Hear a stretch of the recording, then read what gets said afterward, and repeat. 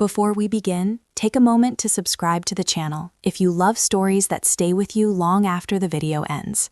These stories aren't loud or rushed, they quietly settle into your heart.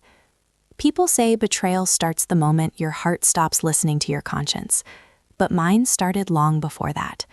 I remember standing in my dark bedroom, phone in hand, heart racing, thinking maybe I'm just lonely, or maybe something darker was stirring inside me.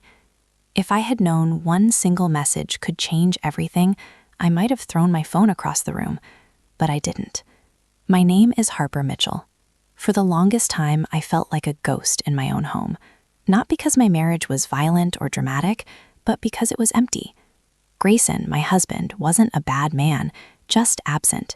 Always busy, always somewhere else in his head. He'd come home, mumble a tired hey, and sink straight into his laptop or the couch. No kisses, no warmth, just routine that I'd sit across from him during dinner, watching him chew like he was a stranger. Sometimes I'd speak just to hear my own voice. Sometimes he wouldn't even look up, and I'd smile, pretending it didn't sting. Our house looked perfect from the outside, quiet, neat, peaceful. But inside, it felt like walking through an empty museum, beautiful, but cold. And then there was Logan Hayes, Grayson's childhood friend. Warm smile, easy laugh, the kind of presence that made you feel lighter just by being near him. He'd stop by sometimes to see Grayson, and every time he walked in, the energy in the house shifted. He noticed little things, the things Grayson didn't anymore. "You look tired today, Harper. Are you okay?" One afternoon, Logan dropped off a package while Grayson was away. Just me and him in the doorway. Sunlight behind him, the house silent around us. For a second, his eyes lingered on me. Long enough for my stomach to tighten and something inside me to whisper, "Be careful." I quickly looked away, pretending not to feel the spark of being truly seen. That night, I had imagined a quiet dinner with Grayson. Just the two of us. Maybe some wine, maybe a movie. But my phone buzzed. It was Grayson. "Meeting ran late. Sorry, Harper. Maybe another night." I swallowed hard, said okay, and tried to brush it off. Loneliness settled in like a stone. Then Logan texted, "Hey, you okay?" My thumb hovered over the screen. I shouldn't reply, but a tiny part of me, desperate and lonely, typed back, "Yeah, just a quiet night." Within minutes, the conversation grew. He noticed little things I never said aloud. I knew it was innocent, but it felt electric. That night after Logan left, I sat on the edge of the couch, fingers wrapped around a mug of lukewarm tea, asking myself why his simple words felt so good. Why a casual sentence made my chest tighten, my mind spin in ways Grayson's presence hadn't in years. I wanted to step back, but I didn't. For the first time in months, maybe years, someone looked at me and truly saw me. And I knew deep down nothing would ever feel the same again. The next few days, my phone seemed to buzz more than usual. Each time, it was Logan checking in. "Hope you're okay. You look tired today." I froze. Every rational part of me screamed, "Don't respond." But the lonely, exhausted part of me couldn't resist. We started small, simple conversations, little jokes, casual "how was your day" messages. Every word felt like a spark in my chest. Every emoji, every laugh, every tiny acknowledgement made me feel alive, made me forget the quiet heaviness of the empty house. That I knew it was wrong. I knew I shouldn't enjoy it, but I craved it. For the first time in months, I felt truly seen. It terrified me, but it also made me feel human again. Work, I noticed him everywhere, walking past my street, grabbing lunch nearby, not in a creepy way, just there. And every time I saw him, the flutter in my chest reminded me that I was alive, that I still mattered. Grayson, meanwhile, remained distant, busy, absorbed in his work, his thoughts elsewhere. The contrast between him and Logan was stark. Grayson was steady, but absent. Logan was light and attentive. One made me feel invisible, the other seen. And I hated myself for feeling it. Each night, our messages grew slightly more personal. He noticed the smallest things about me. A tired day, a lingering thought, a memory I didn't share aloud. And each time I felt a mix of excitement and guilt, like standing on the edge of a cliff, knowing I shouldn't step forward, but tempted anyway. That I started rationalizing it. It's just attention. It's harmless. It's just words. And maybe in a lonely mind that was true, but deep down I knew the line between harmless connection and something more was already blurring. Point. One evening, Logan sent a message that made me pause. "You deserve someone who actually sees you, Harper." That simple sentence, it landed in my chest like both a weight and a spark at the same time. Something inside me shifted. I wanted to step back, remind myself he was Grayson's friend, but I didn't. That night, I lay in bed staring at old photos on my phone. Vacations, birthdays, anniversaries, moments when Grayson and I felt close. Now those memories felt like someone else's life, someone I used to be. And then my phone buzzed again. "Logan, just checking in. Hope today was better than yesterday." I typed back, slowly, deliberately. "Ired."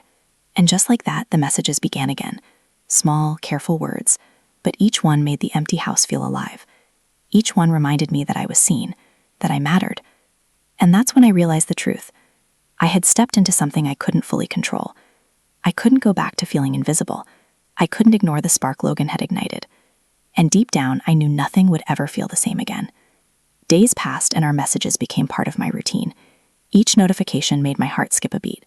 I hated myself for it, yet I couldn't stop checking. Logan's words made me feel noticed, alive, important, in ways I hadn't felt for years. Grayson, still lost in work and stress, barely noticed me. I'd sit across from N at dinner, smiling politely while my mind replayed Logan's messages. Small things, innocent things, yet they carried weight. The way someone finally saw me, really saw me, was intoxicating. Point. One afternoon, Logan came by the house while Grayson was out. "Just dropping something off," he said. But there was something in his presence that made the walls feel warmer. He noticed me, not just glanced. "You seem tired today," he said softly. And for a moment, I forgot everything else. That it was dangerous. I knew Grayson was my husband. Logan was his friend. But the emotional pull, the way he made me feel alive again, it was irresistible. I caught myself smiling when he wasn't even looking, lingering near the doorway, just breathing in the same space. It was dangerous. I knew Grayson was my husband. Logan was his friend. But the emotional pull, the way he made me feel alive again, it was irresistible. I caught myself smiling when he wasn't even looking, lingering near the doorway, just breathing in the same space. Each text was a spark, each smile a little warmth I hadn't felt in months. I was walking a line between loyalty and temptation, between safety and the thrill of being truly seen. And every time my phone buzzed, I felt both fear and excitement. And then came a moment that changed everything. Logan wrote, "I wish someone noticed how hard you try. You deserve more than just routine." Simple words, but they hit me like a wave. For the first time, I realized I had started to care for him in ways I hadn't expected. That I hated myself for feeling it. I hated the loneliness that led me here, and yet I craved it. That spark of attention, understanding, and warmth, it was intoxicating. I couldn't turn it off. And in that quiet, lonely house, I knew the line I had crossed emotionally. I was standing on the edge, unsure if I'd step back or fall. For the first time in a long time, I felt a truth I couldn't ignore.